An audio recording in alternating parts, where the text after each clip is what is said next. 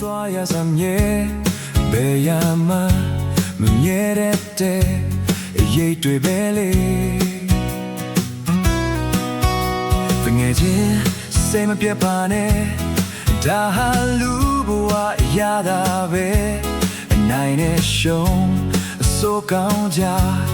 မင်းနေလိုက်ပါရာရာတိုင်းဟာမမြဲတဲ့ကြမို့အိုတငယ်ချင်းမင်းအမငယ်နဲ့လက်ချရင်ပြန်ထိုင်ပေါ်တရားများနဲ့မင်းပြောလိုက်ပါ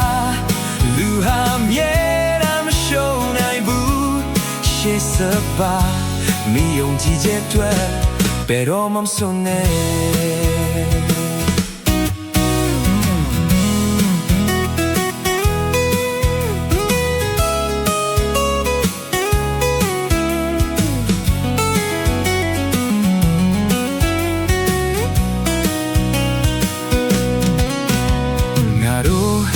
ရှင်တဲ့ဘွားဂျုံမဲနေမြင်လောကဒမ်းများ